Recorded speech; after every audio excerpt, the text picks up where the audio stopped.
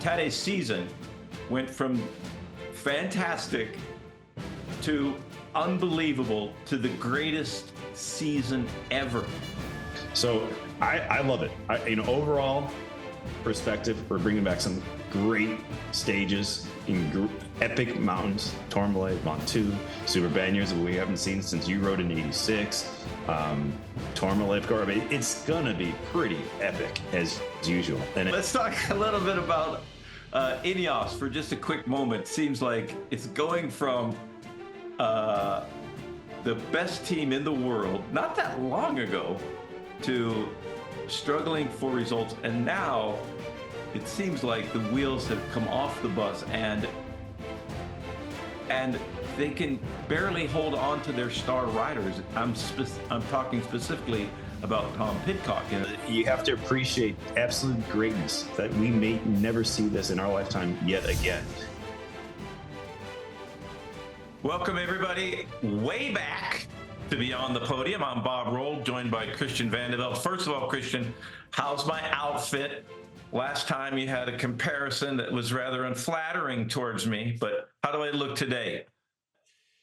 You look beautiful, Bob. As you know, I will say that it's been a minute since I saw you. I thought the beard would be at least another inch or two. Have you been trimming, doing some manscaping this year? What's going on? Yes, I got the new electronic system now, and not just with the scissors. I'm going into the digital age, Christian.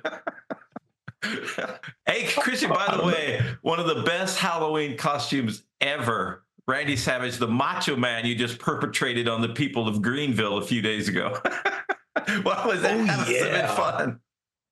Oh, yeah. Randy Macho Man. It was so good. It was so much fun to be Randy. Randy actually grew up not so far away from me in the burbs of Chicago, Downers Grove, actually. So we always had this, like, we all wanted to be Randy. Who didn't want to be? And he was one of those guys who never came out of character. You see him in the airport, he's already yelling, "Oh, yeah," to you. He's kind of like Ric Flair, where he became Randy Macho Man no matter what he was. So anyways, that was a blast. Halloween is insane on my street here, almost too insane. We do 2,000 kids every year at minimum. And so that's how much candy we buy. And then we just close the door and turn off the lights after 2,000 kids come by. So that's enough. But yeah, you got to come out sometime. I mean, you don't even have to dress up, Bob. I mean, you're Bob, so you could be. I won't trim the beard down, and I'll come out as a future Santa Claus. I think you should come back as like mid 90s, or was that what would that be when you had the serious mutton chops? Yeah. Those were disgusting. How nasty those were. Oh, horrible. They're terrible. You could ride your ProFlex bike around. Oh, yeah. I had the elastomers. Nothing compared to the beam bike, though. The soft ride. Oh. Yeah, you went through some dark times there. You had to do it all. Skinny tires, to mountain biking on skinny tires. You saw it all. Yes. Ruby needed that college money. All right. Well, I look forward to seeing you in a couple of weeks' time in Tucson at the L Tour as usual. That's right. In person, but it's good to see you almost in person right now. You look better than I thought you were going to look. Honestly, I really thought this beard was going to be massive already. Actually, I'm a little bit bummed. But let's talk about the tour, man. We got some big news. Looking forward to 2025. I mean, not to say that this year wasn't awesome as usual. Every year I feel like it cranks up a little bit more. And I said, where we're going to go from here. And, I never want to get ahead too much of the route because, as we always say, the riders make the race. And it's so true, isn't it? I mean, it depends on Mother Nature's going to throw at you, what the mindset of the peloton is. But on paper, I'm loving this one. I mean, I love going outside of France, of course.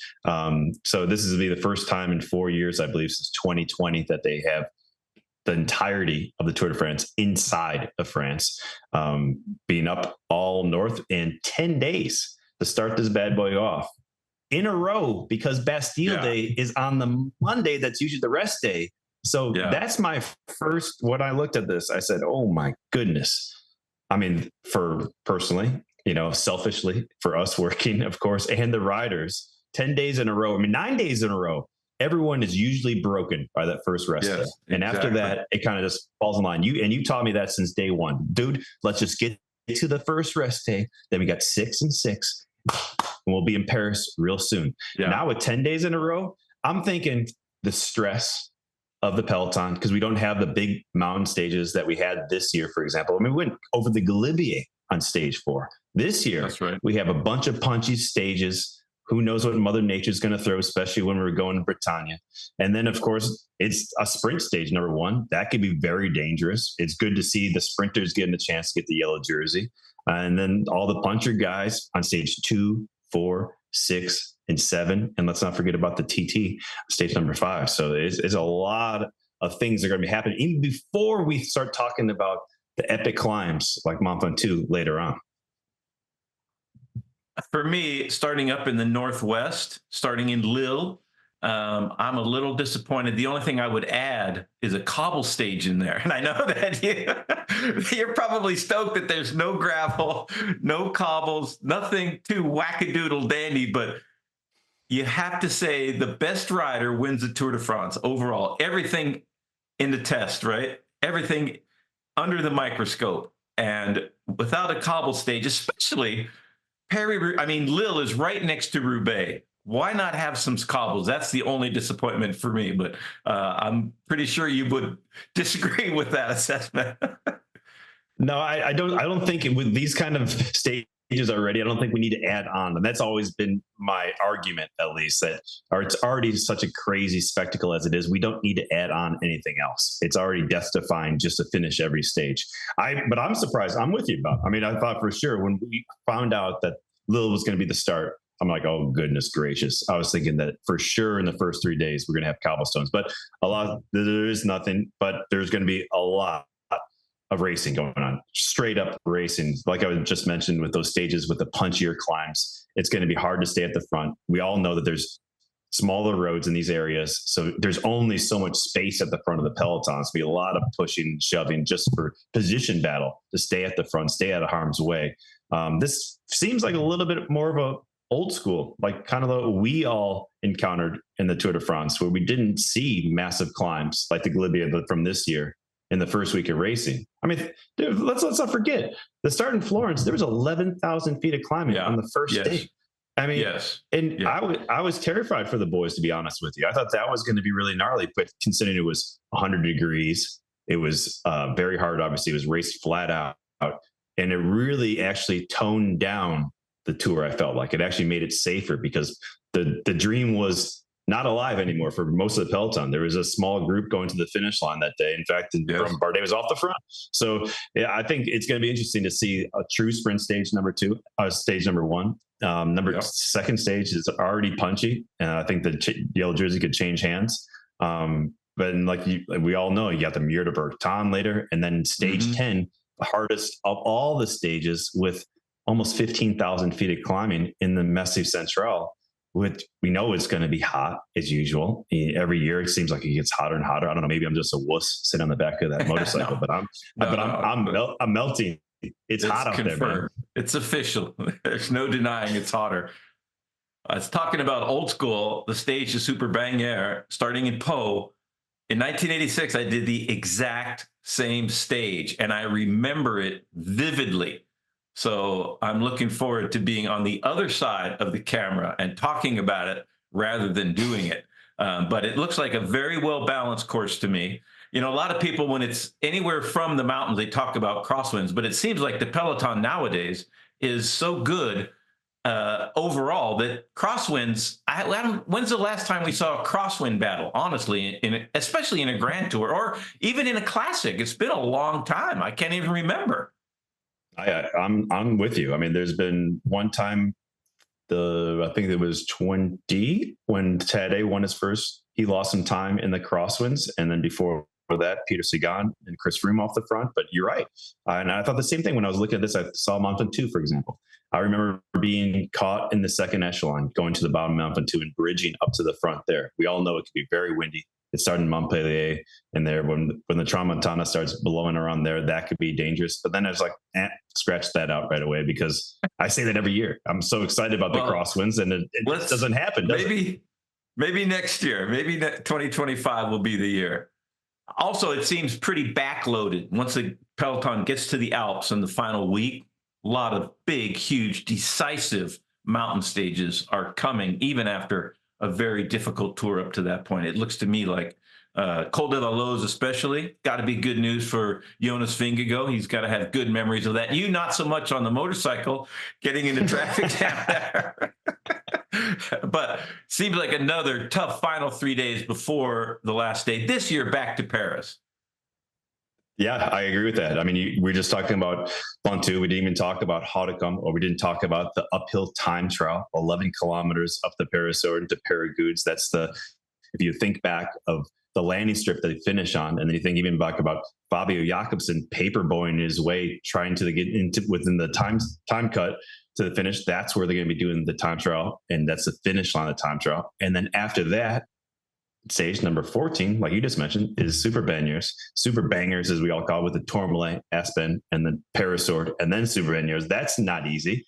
And then you got, like you just mentioned, Col de la Loze, Brother, Glendon, Madeleine, and then Col de la Loze going the other side. So not the side that, I got into a little bit of a kerfluffle, right, with the yellow jersey. And then, and if the damage isn't done that day, the next day is La Plagne, where you got the Saisies, Comète de Roseland, and then La Plagne. So those are heavy days. So that's how I'm thinking about it. 10 days, big block of racing, stressful racing, maybe not massive time differences. And I think the Tour promoters really thought about that. They want to keep it a really tight race going into the, let's call it week and a half, second week. And that's short, though. It's only 5 days of racing because they went so deep in that first 10 days. And then you get the rest day again, 6 days. Stage 20 isn't horrific. It's not a big GC day, but stage 19 definitely is. And then, of course, we get to go back to Paris as opposed to Nice this year. But it is very heavy, Bobby. It is heavy considering it's semi-flat for that first 9 days or so. Just considering they still have 51,000 meters of climbing somehow, it means that the second 11 days of racing is very heavy, Bubby. And I think it's going to hurt really bad. So first and foremost, you got to get the team through that. So not just the leader of that team, get them safe and sound that first 9 or 10 days. You're thinking about guys who crashes, the ability to get to that rest day to recover just a second if they're sick. But sickness and crashes are truly the biggest ones that I'd be worried about is at the team with 8 riders instead of 9 in the past. You want to have a healthy team going into that second week, especially how heavy it's going to be. So that's what I'm looking at. Unfortunately, I always think like that. This year, like I said, I think having that first day that was so hard, we didn't really see too many big crashes, knock on wood. And that was great for the entire race. We had a lot of great riders going, apart from Roglic in the middle of the race, we crashed out, unfortunately. So I love it. Overall perspective, we're bringing back some great stages in epic mountains, Tourmalet, Ventoux, Super Banyers, we haven't seen since you rode in '86. Tourmalet, of course, it's gonna be pretty epic as usual. And then I start focusing, okay, like who's gonna shine? What is gonna, and pretty much every stage with a punchy or a time trial uphill finish, I'm thinking Tade.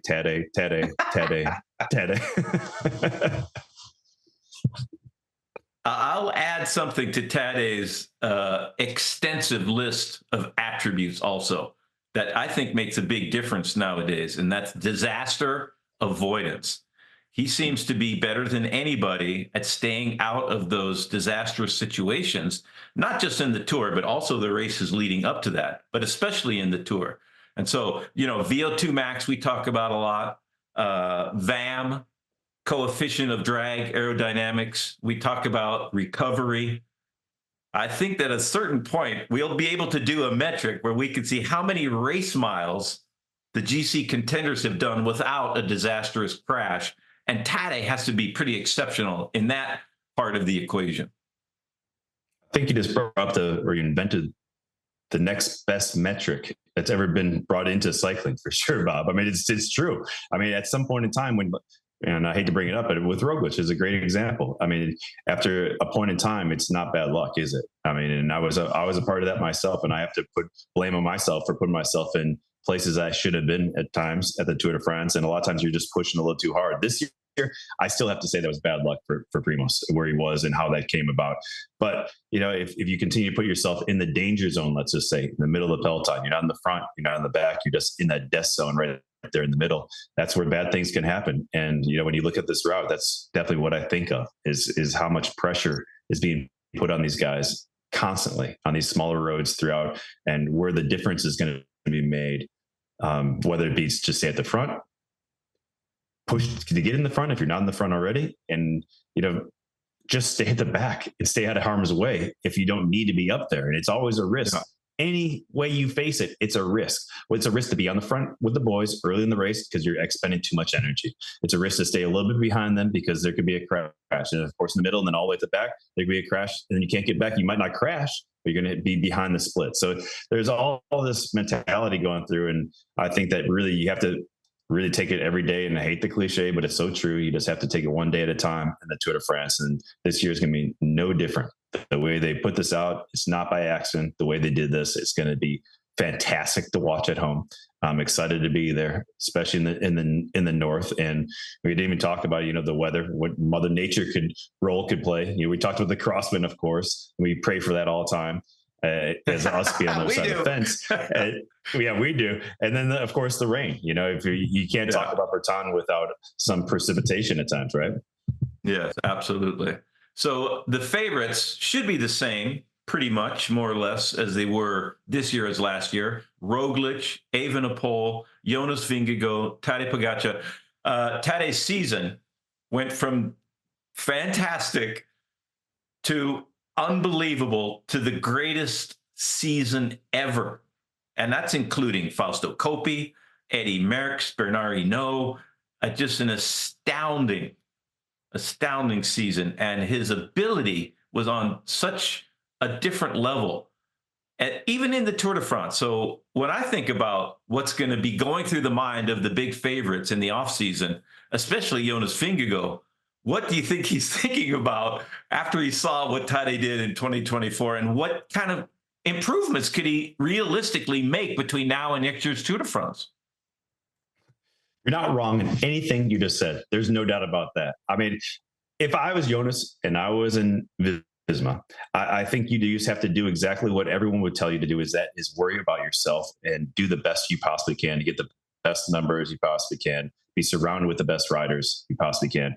And that's it. Because at this point in time, if you're just watching that and fretting and trying to be Tadej and do the things that he's doing, you're always going to be behind. You will constantly be behind him. We've seen this for decades now of people trying to emulate what the best teams in the world are doing, and they'll never catch them because you're always going to be 18 months, 24 months behind whatever they're doing. So do the best you possibly can. And you have to say with Jonas this year, what we all saw was nothing other than remarkable, though. What he came back from to be able to do the numbers that he did in the Tour de France was incredible.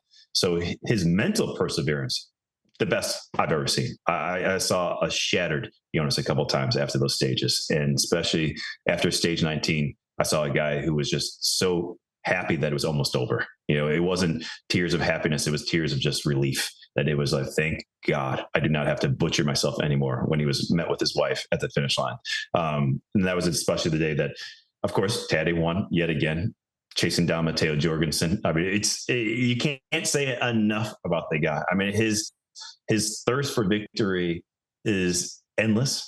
And I don't think this year will be any different, especially with these kind of stages. I mean, he's just going to go ham bone from the beginning to the end yet again. It's coming. And you could pray for something different, but just keep on praying because it ain't going to change. As long as he's having a good time on the bike, which seemingly it looks like he's having a great time. And I don't know about you, but I'm pretty sure that I would have a great time if I had a V12 and everyone had a V6 every time, and I got to go race my bike. So I think it's going to be a lot more the same. But this is just like watching Michael Jordan's, like watching Tom Brady or Walter Payton. You have to appreciate absolute greatness that we may never see this in our lifetime yet again. I mean, the riders you mentioned earlier that he trumped with this season, you didn't think. We never thought that anyone would ever have better results or seasons than Eddie Merckx. never didn't think was ever going to happen just because of the era and the people he was racing, the depth of the peloton that we have here today. You just like, no, that's not going to happen. Well, it happened. And the biggest question mark I have, honestly, is the races leading up to the Tour de France. You know that, like I just said, he wants to go out there and race, and he wants to check those boxes of races like we were talking about before with the Tour of Flanders. When he did that, those are dangerous, hard races that other people who are focused on the Tour de France, like Jonas, is not going to be doing. He's not going to put himself in harm's way, but Tadej will. So, I mean, there's always that little bit of hesitation when you think like, okay, just arrive to the Tour de France in the best condition and don't take any chances. But he's not like that. He wants to race his bike and he wants to really put as many points up on the scoreboard as possible. It's great to watch his joyful exuberance. And I'm wondering if it was anybody else in the pro peloton, could it have gotten a little bit monotonous? But for me, he is, like you said, he's so full of joie de vivre. He's so full of charisma, and that joy he brings, it makes it, for everybody, an absolute spectacle, a spectacular season that he had. It. But with anybody else, Christian, can you imagine the same amount of enthusiasm people would generally have for what Tadej did this year? No, that's maybe you're a bit wrong. of a loaded question. No, you're not wrong, though. You aren't wrong, because it could easily just sit back and just have the UAE train just go and steamroll every stage and make it so darn boring. But he's attacking full gas and risking everything, even on the descents. How fast he rips these descents, Bobby. I mean, motorcycles can't keep up with him. I mean, what he did on the Olivier 4 days into the Tour de France last year was nuts. And I was so happy that we were so far ahead of him that I didn't have to risk our lives to sit ahead of him. Well, the only thing he didn't win was the Olympics, because he didn't participate, which brings up the man that did win both the time trial and the road race, Remco Evenepoel. So some big news coming out of the Remco camp, and I'm not sure how accurate it is, but also third in the Tour de France, great ride in the Tour, best young rider for Remco, offered, apparently, if the rumors are correct, the first $10 million contract in professional cycling from Bora, and decided to stay with Soudal, his current team. Do you think that he could move up some rungs eventually in the Tour de France on that same team, if they have the team, the structure, maybe the wisdom, the knowledge, all of those things that Visma and UAE most certainly do have? It's hard to say which, chicken or the egg kind of conversation. A lot of times when you do have the best riders, the money usually follows that with sponsorship, and then they could usually build that team. I just hope it's not too far behind. And if Remco does continue to have this kind of success, I hope that team does continue to build with him. I will say that with Red Bull being injected into Bora, I think that was going to be one of the best places to possibly be as a professional cyclist in the future. Maybe not today, but within the next 12 to 18 months, I think it will be. So if you're going to have that conversation, where are the best places for him? I mean, at today, it's still where he is, because he got all those results. I know there's a lot of tension between himself, his agent, his father, and Patrick Lefebvre, the general manager at Quickstep. But I think that he still has had a ton of success on that team. They've always had his back. It's still a Belgian team, and I don't know. I think there's still a lot of things, and I don't understand. Not that I don't understand. I just don't know to believe everything I've read as well. And I wouldn't really like to remark too much more than that until I actually had spoke to someone in his camp or Remco himself. But as far as what he can do, I mean, his team, to be honest, rode fantastic. They did a really darn good job this year. There wasn't too many things they could have done. Mikel Landa was probably one of the best domestiques in the mountains there was. So, I mean, and that said, I mean, apart from maybe R&D, preparation going into it, but they have the same bikes. They got the same helmets. They got the same kind of everything. So it's other things above and beyond. So right now, I think he should be content. I think he should stay focused. Don't worry about that kind of stuff. I'm hopeful all that is all in the rearview mirror, because and we're already into November right now. He better be focused on the next year, because if you're not already focused right now, you're behind. I'm way behind then. Let's talk a little bit. Let's talk a little bit about Ineos, for just a quick moment, seems like it's going from the best team in the world not that long ago to struggling for results. And now it seems like the wheels have come off the bus, and they can barely hold on to their star riders. I'm talking specifically about Tom Pidcock, and the rumors were he was going to change teams. Seems like he'll stay there, but a lot of chaos in the Team Ineos camp. There's no other way to describe it. No, it really isn't. And you felt that at the Tour this year. I know that a lot of times you were always in the booth, but boots on the ground. It was hard to watch a lot of times to really see what it looked like in the Ineos camp, and really just the culture around it as well. So I hope that they can turn the page. We need them to turn the page. Cycling needs them to turn the page. Yeah, we absolutely. Can't just have a couple of teams that are dominant. We need more dominant teams to make it better racing within the peloton. So they still have that foundation that's there somewhere. They just need to find the grassroots, what made them Sky, what made them into Ineos, what made them into a powerhouse to begin with, and really get that back. They've had a lot of bad luck. Let's not forget about that. They had some of the biggest riders have some catastrophic injuries at the wrong time of the contracts. You think of Egan Bernal. Never didn't think that Egan Bernal was ever going to come off the top step. And we'd love to see him racing there. He's doing better numbers than when he actually won now, but he's not competitive in this day and age. And if you're not going up 3 to 6% in what your efforts are every year, you're not going to be in the same place on the podium year after year out, all every year. It's really insane. The rate of ascension of the peloton in general is so insane. I mean, Chris Froome, I've read some places where his numbers when he was winning would just barely get him into top 20. I mean, that sounds a little bit far-fetched, but that's the rate of ascension of the peloton in general these days. So, and we're talking about Chris, who is one of the best stage racers of my generation, easily, not one of the best stage racer. And so, with Ineos, though, more importantly, what they need to do is just really, they need to shake everything in the house, get all the change out of the compartments, and really start building new, because whatever they're doing right now, it's not working. And that's obvious. I mean, we're not the first people to bring this up. Come on. It's been a long time coming now. So I don't think there's not a massive hot take right now. I think the biggest one right now is Tom Pidcock, which I'm sure was not fun to be talking about on both sides of the equation. And,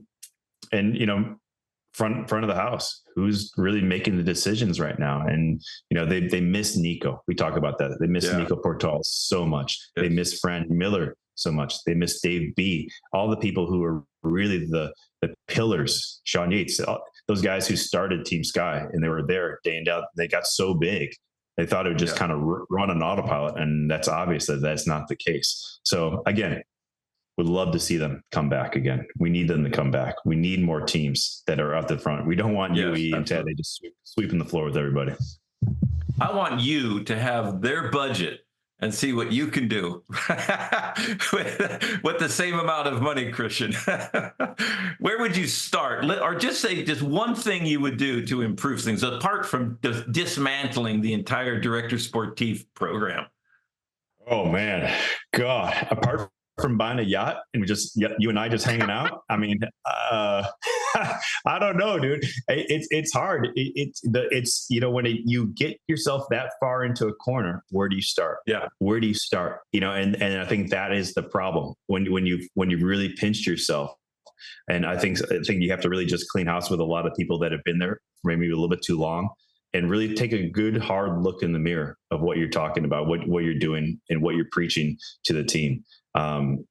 Maybe rested a little bit 3 or 4 years ago and went on cruise control a little bit too long.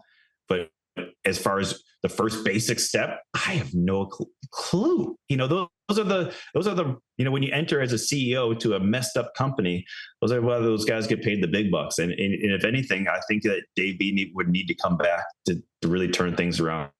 Someone with a very big authority. And I think it's become almost like a massive corporation where it takes so long to turn the ship, and there isn't 1 or 2 people are making the decisions. There's 20, there's 30, there's 40. There's so many different people, and it takes so long to get the message from one side of the room to the other. So I think that's one of the hardest things. And really, we've seen it how many times. You've seen things that corporations, they're too big to fail. Well, I'll tell you what, that's how Rome fell too, right? So you have to really stay focused, and I think they need a massive personality that's back there. And I would say that would definitely be a guy like Dave B.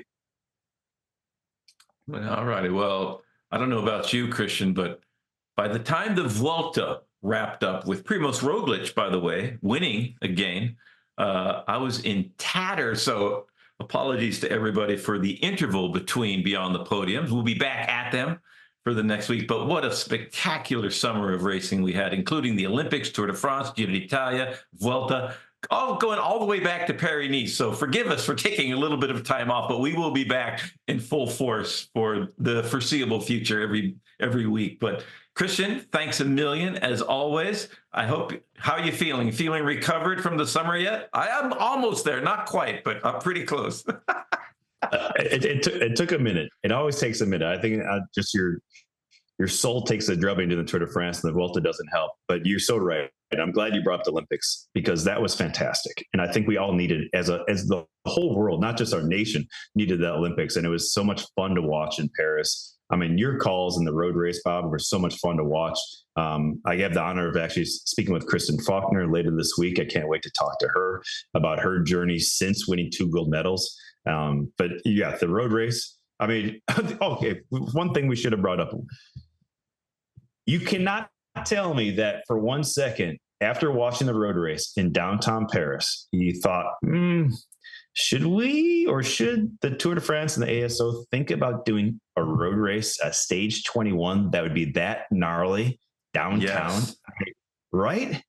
Yes. Absolutely. That would be phenomenal. And the people in front of the Sacré-Cœur on the hills there, it's just the most electrifying stadium I've ever seen in my entire life. And that's a long time and a lot of races. Phenomenal. I like your thinking, Christian. Everybody out there, by the way, can write in and ask and suggest things for us to talk about. And 2025 Tour de France is going to be a humdinger. Comment down below. And thanks, everybody, for joining us. Christian, you are the man. I'll see you soon in Arizona. Love you, Bubba. Take care. For all your cycling content year-round, subscribe to NBC Sports YouTube page. We got it all.